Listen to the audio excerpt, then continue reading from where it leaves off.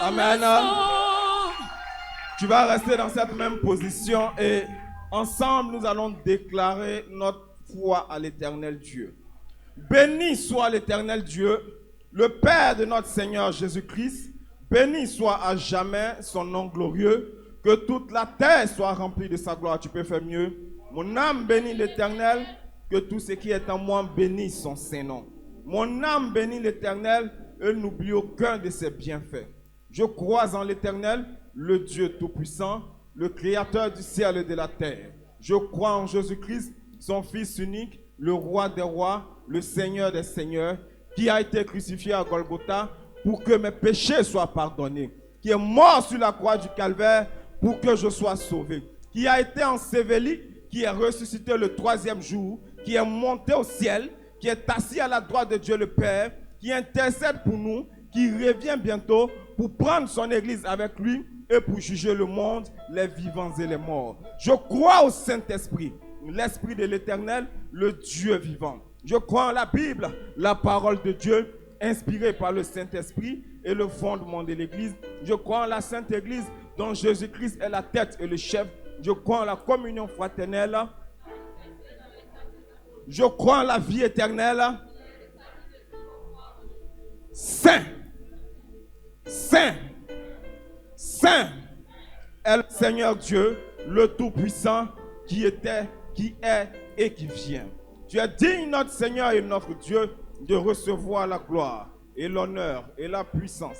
Car tu as créé toutes choses et c'est par ta volonté qu'elles existent et qu'elles ont été créées. Tu es digne de prendre le livre et d'en ouvrir les sceaux, car tu as été immolé et tu as racheté pour Dieu par ton sang des hommes de toute tribu, de toute langue, de tout peuple et de toute nation. Tu as fait d'eux un royaume et des sacrificateurs pour notre Dieu et ils régneront à jamais. Béni soit l'Éternel. Béni soit l'Éternel. Béni soit l'Éternel. Béni soit l'Éternel. Béni soit l'Éternel. Béni soit l'Éternel. L'agneau qui a été immolé est digne de recevoir la puissance, la richesse, la sagesse, la force, l'honneur, la gloire et la louange. Tous ensemble, à celui qui est assis et à l'agneau soit la louange, l'honneur, la gloire et la force au siècle des siècles. Amen, amen et amen. Dans ce même élan, tu vas bénir le nom du Seigneur pour la vie de notre Père spirituel, le docteur Olivier. Merci de m'avoir acclamé. Je dis acclame ton Père, qui est aussi mon Père. Acclame celui-là même qui est le porteur de la vision dans cette maison. Acclame le Seigneur pour la vie de notre Père. Jésus. Que Dieu nous bénisse. Amen. À côté de lui, il a son adjoint. Est-ce qu'on peut acclamer le Seigneur pour la prophétesse Grâce Faveur? On peut acclamer le Seigneur pour le pasteur Touré. On peut acclamer le Seigneur pour le collège pastoral. On peut acclamer le Seigneur pour les anciens et les anciennes. On peut acclamer le Seigneur pour le groupe musical. Est-ce que tu peux acclamer le Seigneur pour toi-même? Amen.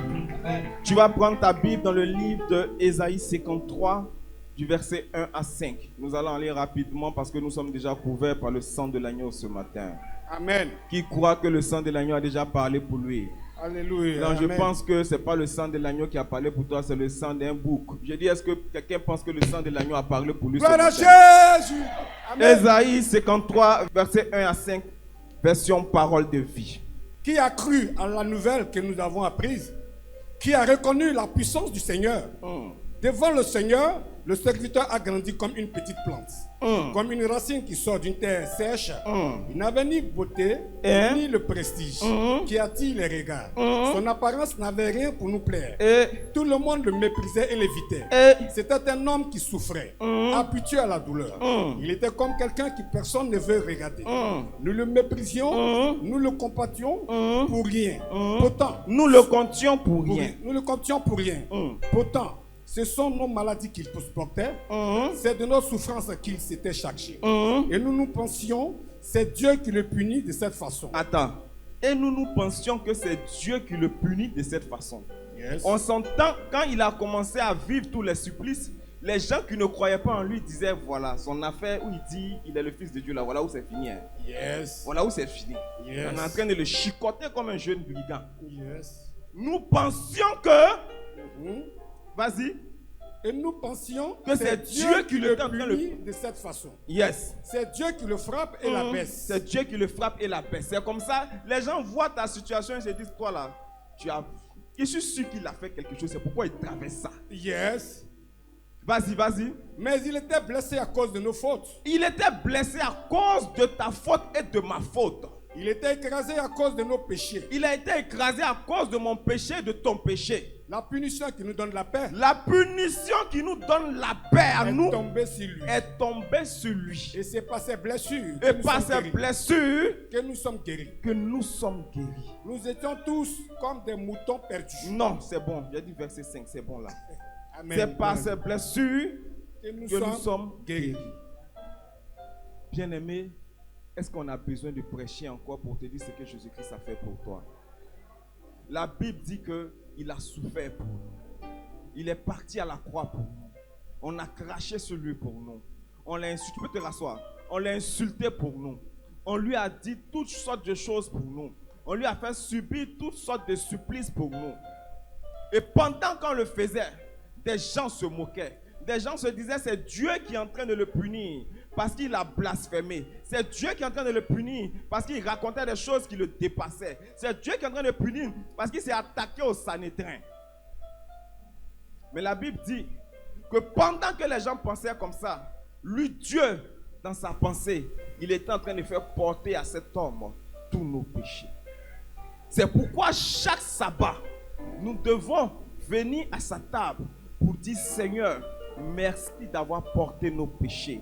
Là où nous étions condamnés, là où c'est nous qui devions subir toutes ces choses, tu as porté nos péchés, tu as porté nos souffrances, tu as porté nos maladies pour que nous puissions avoir la paix, nous puissions avoir la santé, nous puissions avoir la vie éternelle, nous puissions avoir la guérison. Est-ce que il y a une cause plus noble qui doit être célébrée? C'est pourquoi tu vas entrer en toi. Mais je vais inviter quelqu'un qui n'est pas encore passé par les eaux du baptême. Cette table est réservée seulement aux personnes qui sont passées par les eaux du baptême. Et cette table est une table qui est en quelque sorte pour les privilégiés. Ceux qui ont accepté de mourir avec Christ et de ressusciter avec lui. C'est pour ces personnes-là que l'Éternel Dieu de gloire est parti à la croix. Pour que nous soyons tous sauvés. Ne néglige pas le baptême. Ne te dis pas que tu n'es pas encore prêt. La Bible dit que dans la Bible, on dit qu'il y a un homme à qui on enseignait la parole qui a dit aujourd'hui même, explique-moi tout ce que la Bible dit là. Je vais entrer en même temps dans les eaux du baptême. Tu n'as pas besoin de faire un an réfléchir. Si tu crois en toi que Jésus-Christ est le Seigneur, tu crois en toi que Jésus-Christ est ton sauveur, tu crois en toi que Jésus-Christ est parti à la croix pour toi, ces raisons-là sont déjà valables pour te donner à lui tout entier et passer par les eaux du baptême. Amen. Donc si tu veux passer par les eaux du baptême que tu ne l'as pas encore fait, je t'invite à contacter le pasteur Jigei Pierre. Il peut se tenir debout à la fin du culte et tu vas entrer en contact avec lui. Il va te donner le processus à suivre pour pouvoir entrer dans les eaux du baptême. Si tu veux te faire baptiser, même demain, il est prêt. Amen. Si tu veux, mais après le culte, on peut t'accompagner là-bas. Amen. Amen. Alors pour ceux qui sont déjà dans les eaux du baptême, on va tous venir à la table du Seigneur pour pouvoir dire merci parce qu'il a été blessé pour nous, il a été sacrifié pour nous, il a été flagellé pour nous et c'est par ses meurtrissures que nous sommes guéris.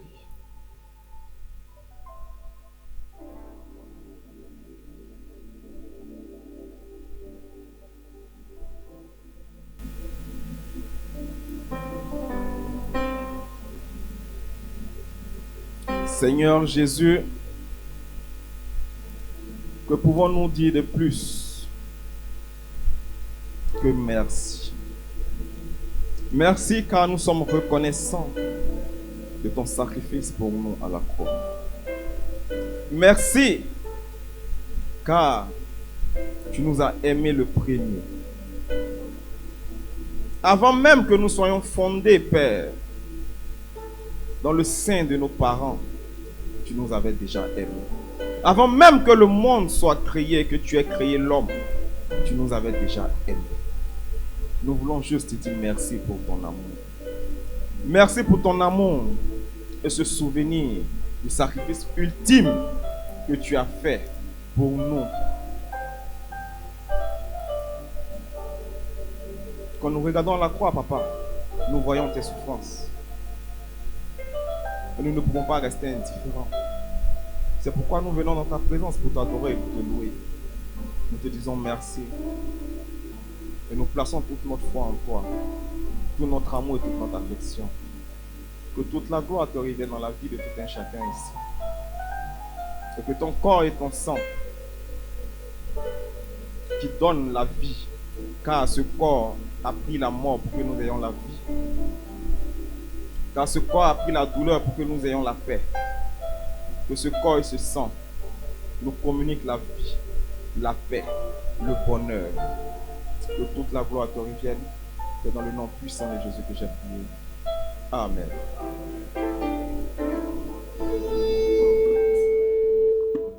Que le sang de l'agneau qui parle plus fort que tout autre sang parle en ta faveur. Écoute, le sang d'Abel a parlé. Mais le sang de l'agneau parle plus fort que le sang d'Abel. Je ne sais pas qu'est-ce qu'il y a encore dans ta vie, mais je te dis que l'onction est dans cette salle, que ce matin, quelqu'un qui était à une position inférieure va passer à une position supérieure. La puissance de Dieu est là. Que le sang de l'agneau te touche. Que le sang de l'agneau te couvre. Que la puissance de Dieu te couvre. Que la puissance de Dieu te couvre. Que la puissance de Dieu te couvre. Que la puissance de Dieu te couvre. Tu es ainsi béni. C'est dans le nom puissant de Jésus que nous avons prié. Amen. On continue, on reste toujours dans cette même dynamique d'adoration groupe musical. On ne casse pas l'ambiance parce que je sens que l'Éternel va faire quelque chose d'extraordinaire ce matin. Offrande.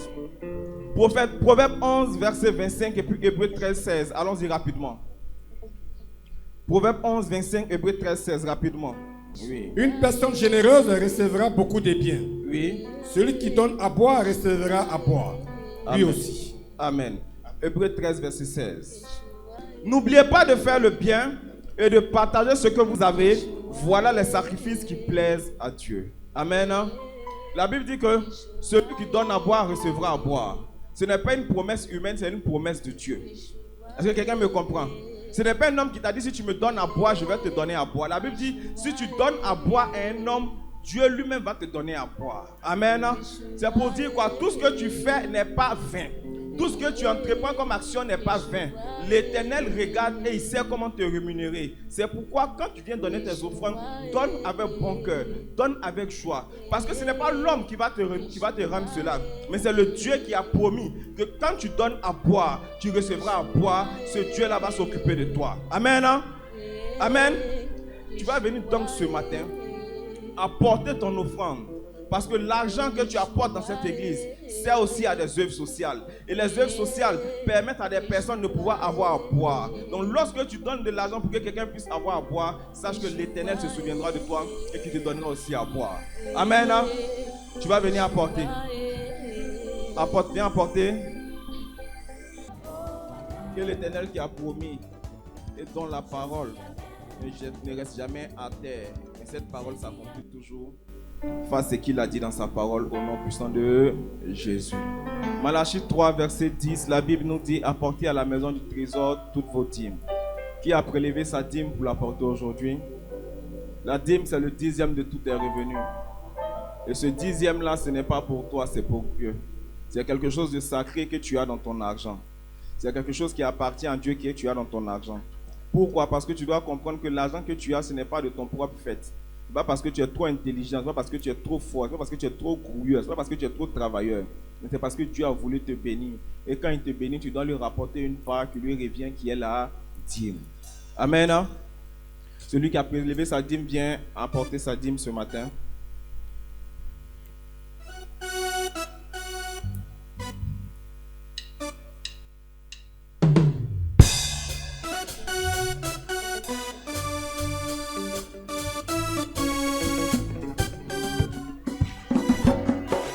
plus besoin de parler. Est-ce qu'on peut bénir le groupe musical parce qu'ils nous font du bien ce matin? Ensemble, on bénit le groupe musical par des acclamations. Que Dieu vous bénisse. Amen. Les dîmes sont bénis au nom de Jésus. Amen. Alors, on va entrer dans le message. On va passer au cantique spécial et nous allons entrer dans le message rapidement. On ne va pas durer, mais dis à ton voisin, plus rien ne sera la même. Plus rien ne sera la même aujourd'hui. Plus rien ne sera le même. C'est-à-dire que tout va changer. Dis à ton voisin, tout va changer. Le dimanche passé, je vous avais dit, on va se dire la vérité. J'ai dit aujourd'hui, tout va changer. Plus rien ne sera la même chose.